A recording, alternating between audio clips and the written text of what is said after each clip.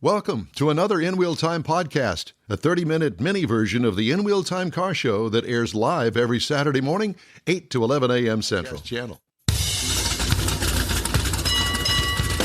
Live from Studio A, it's the In Wheel Time Car Talk Show. Coming up, Chief Instructor at the Radford Racing School, Danny Bullock, joins us. We're going to talk about racing. We're going to talk about Dodge SRT. It's going to be good.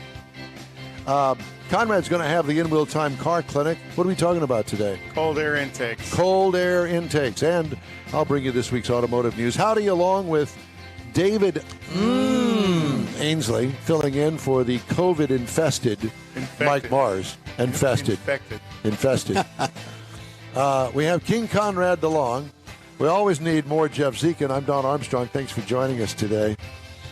Well, here he is, and everybody here says, man, that guy looks familiar because we're looking at him on the Zoom. His name is Danny Bullock. He's the chief instructor at the Radford Racing School, an official Dodge SRT experience school. Danny, have you been on with us before? Hey, good morning, gang. This is my first time with you folks. We've done a bunch of different interviews with people all over the country, but I think this is my first time with you folks. Perfect. Well, that's good. Yeah. Well, you look familiar. Yeah. And I'm sure it was in jail last time I saw you. I think. But anyway, hey, it's great to have you with us today. Thank you so much. Give us a brief overview of Radford Racing School. When did it start? What's it for? So the Radford Racing School, we were founded back in 1968. We were a previously named school before that. Bob Konrad started the school back then. And if you know the Konrad name. Yep. And so we had a change of ownership in 2019. A brand new group of people came in and bought the school. Amazingly enough, several of those partners were former students of the school before they came and bought it. And when they came in, they really wanted to carry on this legacy that the school has been known for. Yep. And so they wanted to be a part of it. And they obviously had a good enough time with us that they said, hey, you know what? We want to have a piece of this. We want to be a part of the growth of this company. And as being a part of it, we want to come out there and race for free anytime we want to. That might be a side benefit for sure. Yeah, no doubt. Yeah, so we see them out here on a regular basis. They're always out here with different events that are going on here. Some of the sponsor events that we have here with Dodge or the team from SRT. We also have a partnership with the Gary Sinise Foundation, and so we see them out here several times a year, and so they're here with that event as well. And anytime we have any sponsor events, when it's Power Stop Brakes or Shell Gasoline, Pennzoil Fluids, the Goodyear Tire Company, whenever they come out here, the ownership team likes to be a part of that and say hi, because this is a very special place to all of us. And they like, coming out and having that face-to-face time with those folks that help support the school. Now, you're out there at Wild Horse Pass Motorsports Park, correct? Yep, Chandler, Arizona. Yeah, which is outside of Phoenix. Yeah, we're just 18 minutes south of the airport. It's actually a very quick drive. It's a fantastic, easy ride right down the I-10 to our place here. And a 12-turn, 1.1 mile track course. Yeah, we have a 12-turn, 1.1 mile course, which can be expanded into 1.6 miles and 15 turns, depending on the configuration that we have.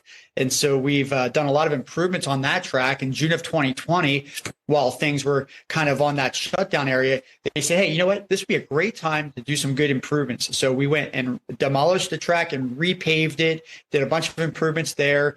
We did a bunch of seal coating. We did some remodeling in the buildings. It was a great opportunity to catch up on those things that the new ownership wanted to do, and they thought it might be a little farther down the road. But then when 2020 happened, they said, hey, you know what? This is a great opportunity. Let's take this window of time to put into effect all those things we want to do, all those projects, so that when we start opening up again, we're full bore. And you also have a drag strip there. Now, is NHRA, the Pro Tour still going through there? So 2023 was supposed to be the last year of NHRA coming down the Wild Horse Pass.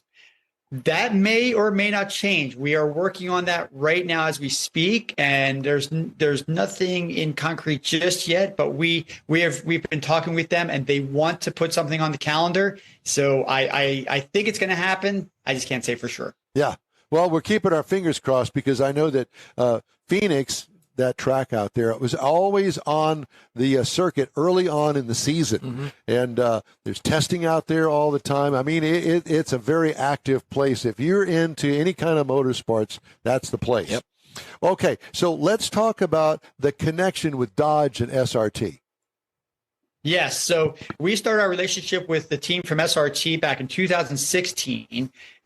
When we first partnered with them, we had a fleet of Dodge Vipers here. We had 8 ACR Vipers and 32 Viper GTs with the TA 2.0 package on them. They were phenomenal cars. I mean, just great cars.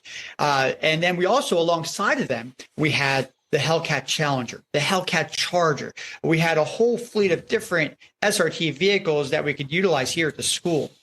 2 years into the program, we know the Viper was going away. And so they said, we're not going to support the Viper anymore because we're discontinuing it. And so we said, okay, well, look, we got all these Hellcats around here that work awesome. Why don't we just replace those Vipers with those Hellcats and use those as that main vehicle? And we've been using them ever since. I think we've given them some feedback that may have influenced the team to develop the wide body now with the bigger tires underneath it. Yep. And that's what we use. Basically, everything here is wide bodied Challenger or wide bodied Charger. And I got to tell you, these things work fantastic. Dodge will always say, hey, we tout this as our muscle car. But when you see what they do on the track here, you'd be amazed. You would not believe the performance that this car can put going through a corner as well as going down a straight line. And so we utilize 85 SRT vehicles here at the school for everything from our defensive driving courses all the way up to the advanced road racing class for drivers who have prior race experience and they're looking to brush up before their next competition.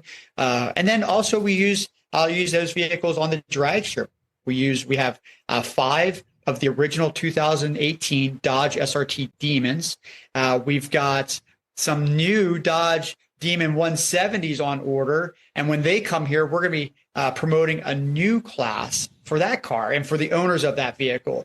That vehicle is just phenomenal specs, over 1,000 horsepower. I mean, these things come with a parachute. Anybody who takes a class with that car, they're going to be wowed by what that vehicle could do down the drag strip. So we're excited to see that come here pretty soon. But don't you guys also have an agreement or an understanding or some sort of a deal where you buy an SRT Dodge? You're one of those tracks that hey, come on out here. Let us show you how to drive your new car.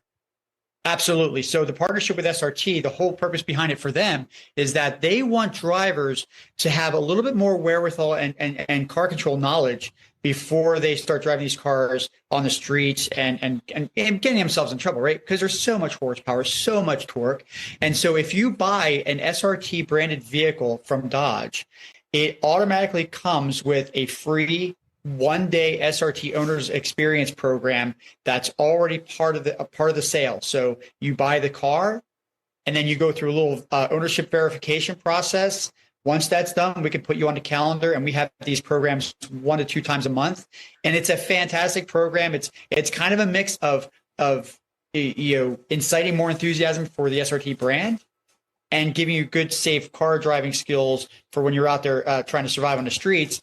And the camaraderie between owners here, I mean, we get upwards of 50 to 80 drivers in a program, and they get here and they look around, they're like, oh my gosh, this is awesome. And it's automatically a brotherhood amongst everybody in that room, because they all have the same enthusiasm for the brand, and they start talking about what they've done to their car, what they want to do to their car, and you live in that area. I'm just an hour away. We got to get together, and it's about an hour's worth of them just mingling and bonding together before we even start class, and then we get into the program, and by the time we're done, these folks are so ramped up. It's an amazing time, not only for them, but for those of us that are teaching it too. So I'm just using this as let's just say that I bought a brand, not brand new, but an SRT that's, let's say, got slightly used. 15,000 miles on it, and I want to come to the school. Now that's going to cost me to go to that school, correct?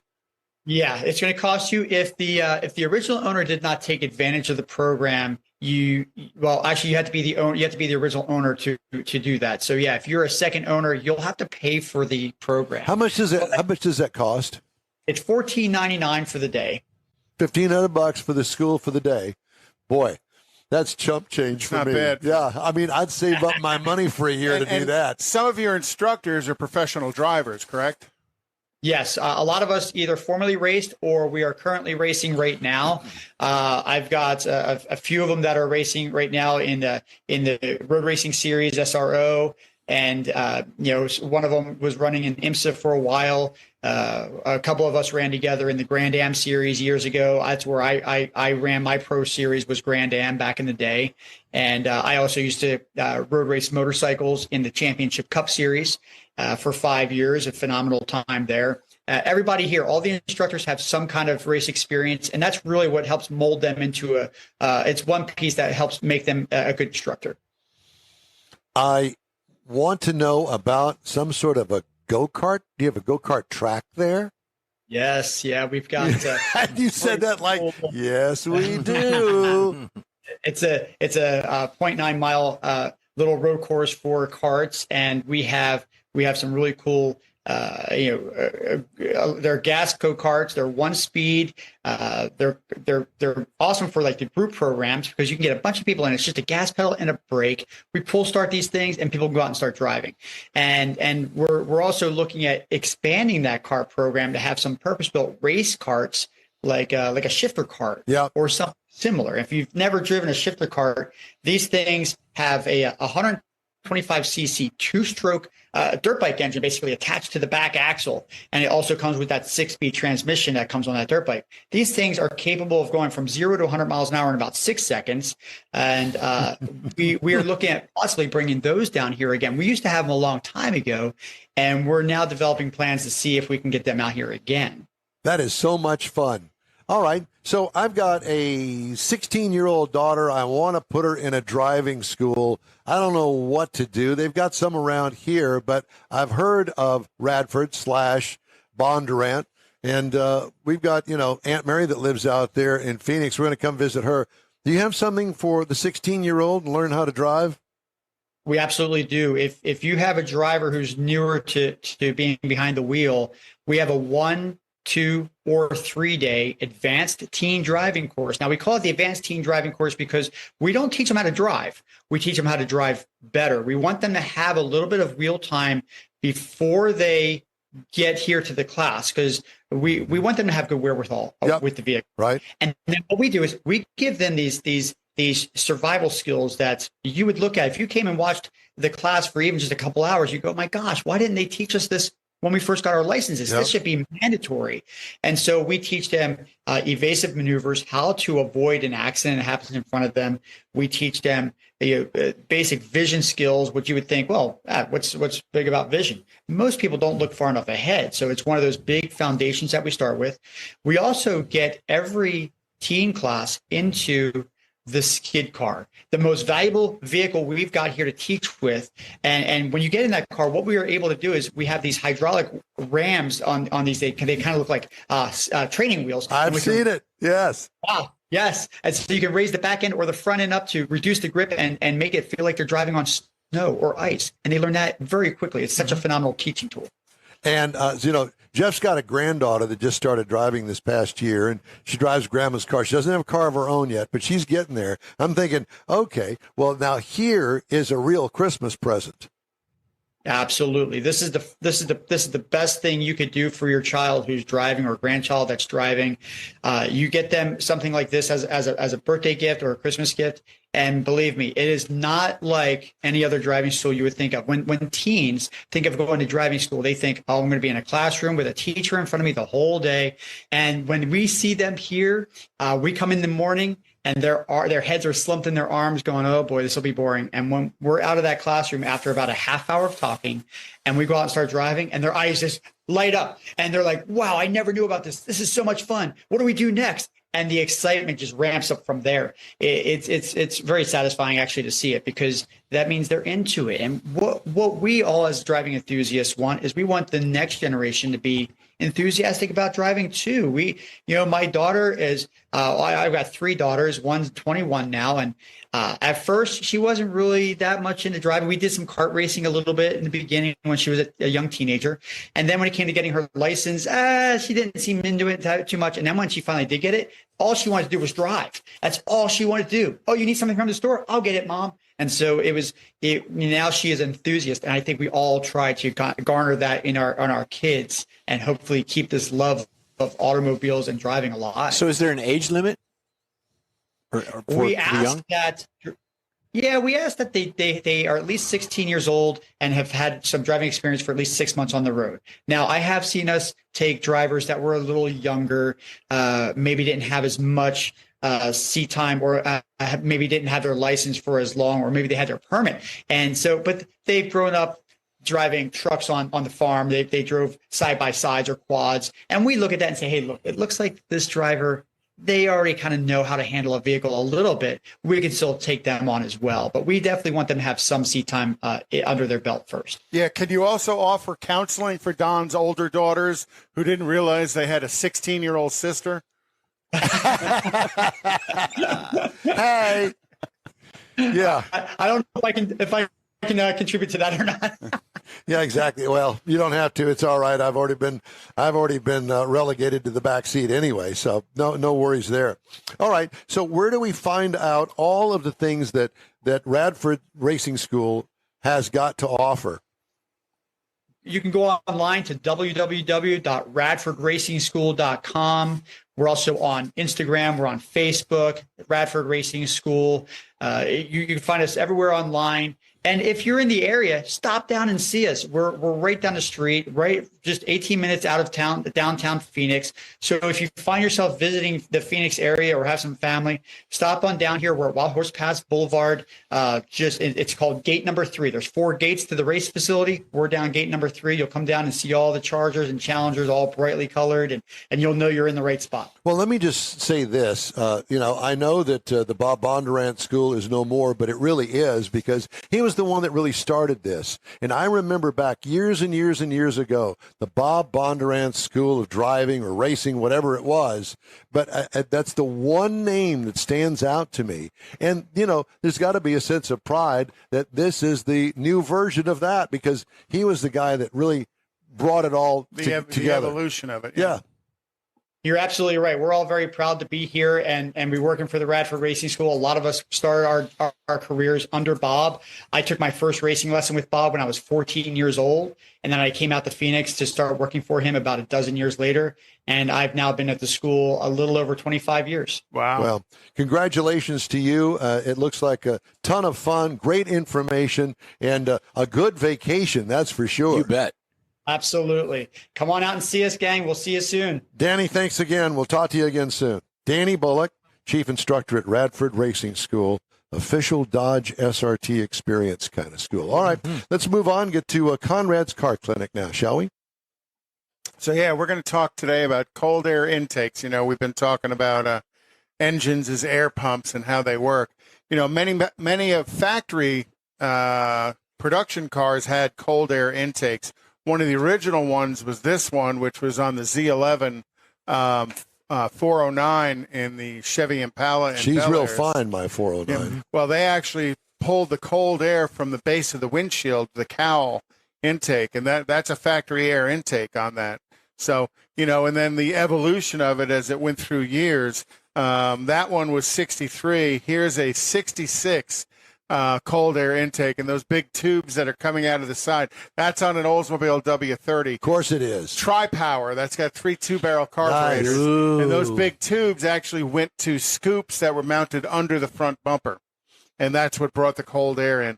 That intake, that air cleaner right there is probably about a $3,000 air cleaner today. So if anybody's got one in their trunk, keep it. And then they evolved. Or on their engine. This is a 68 and 69, the W31. I love the gold engine. Well, the gold at Oldsmobile meant it was a 350.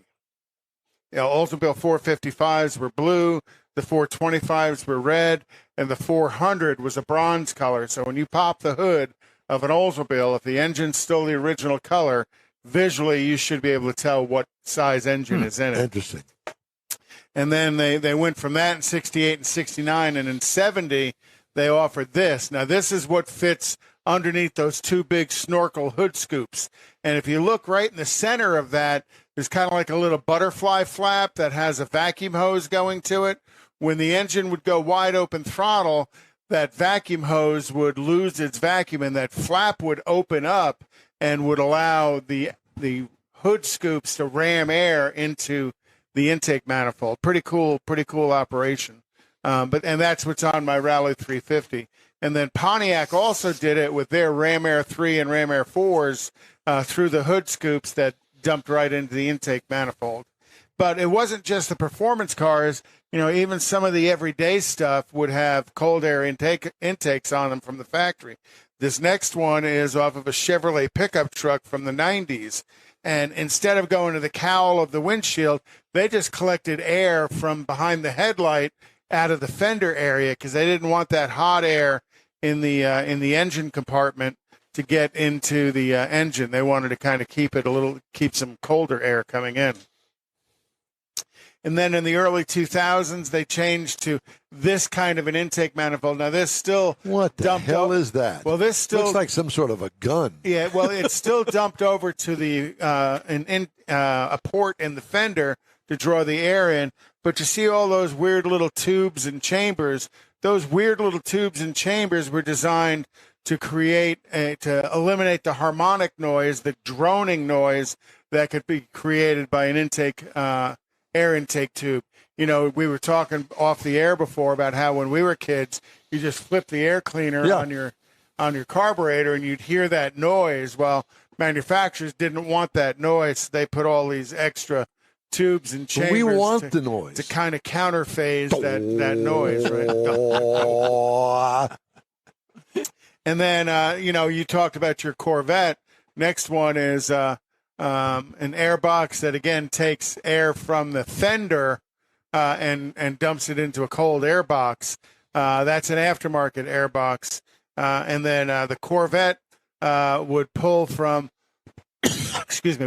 air from in front of the radiator, again, looking for an area that the air wasn't already heated. Because hot air has a negative impact on performance. Cold air is more dense and has more oxygen in it, hence cold air intakes. Mm-hmm. Very cool. Yeah, But the horsepower increases were relatively minuscule. People that advertise, we can get you 15 horsepower with a cold air intake.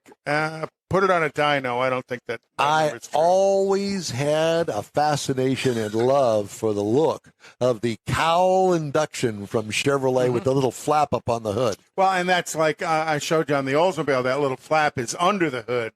With that little flap, they were taking the air from that high pressure area right at the base of the windshield and the hood. And that's why that cowl induction flap would open up. When that would open up, that would push air into the air cleaner. That's great stuff. You didn't talk about the air filters. No.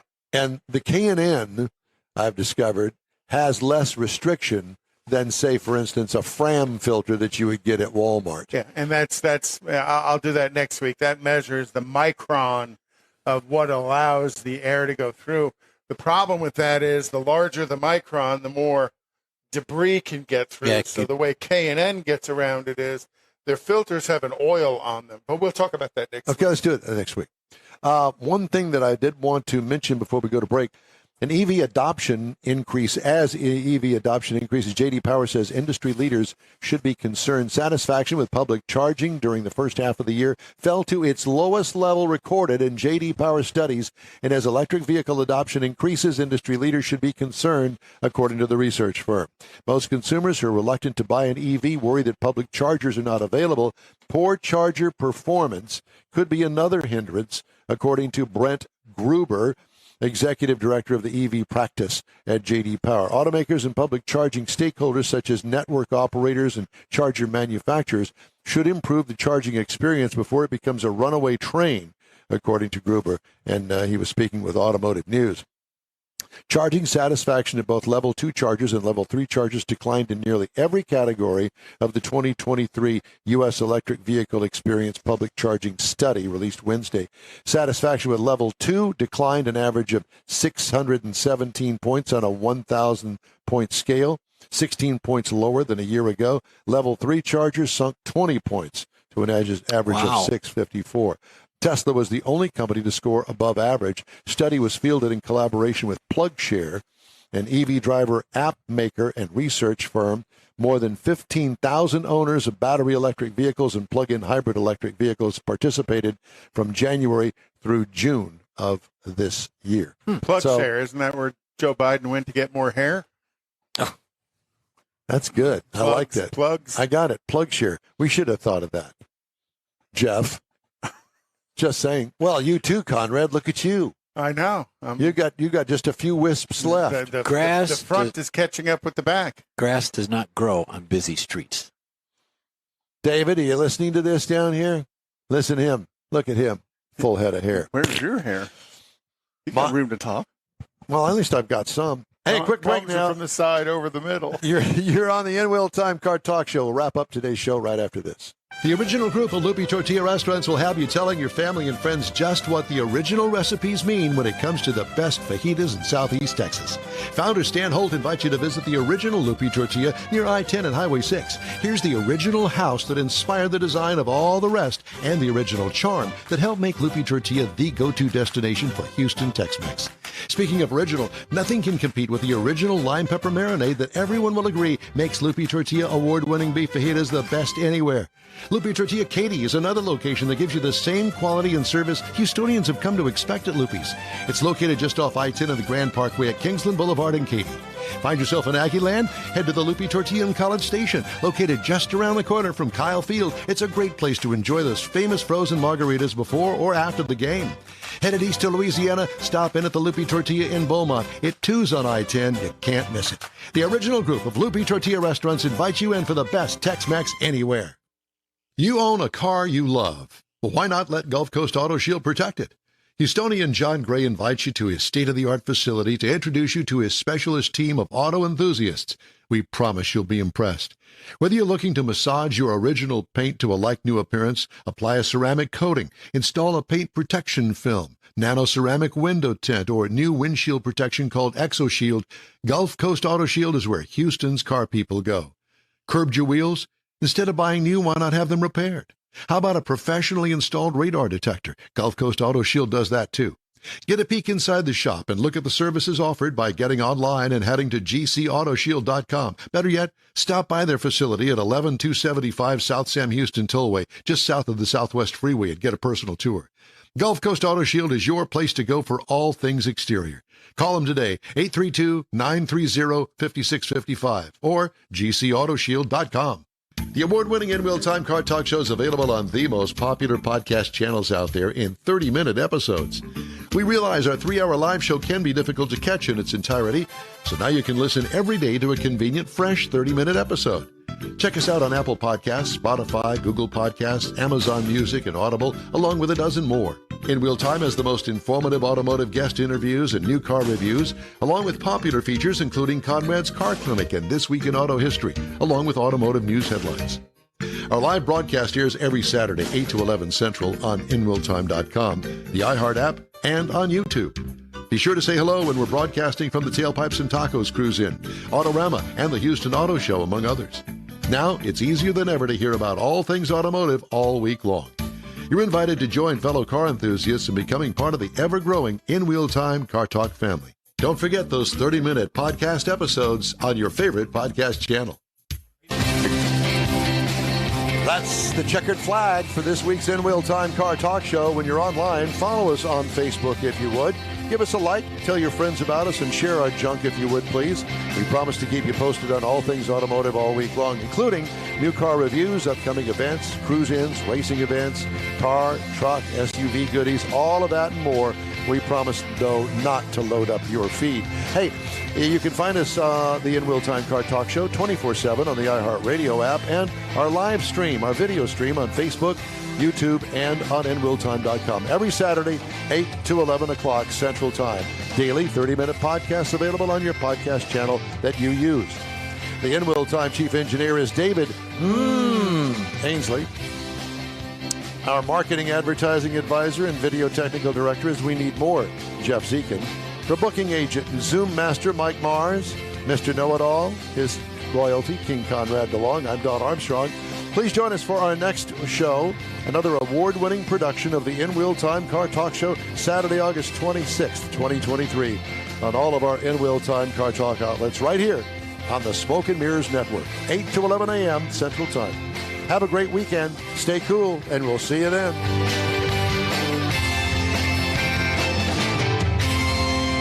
That's it for this podcast episode of the In Wheel Time Car Show. I'm Don Armstrong, inviting you to join us for our live show every Saturday morning, 8 to 11 a.m. Central on Facebook, YouTube, Twitch, and our InWheelTime.com website.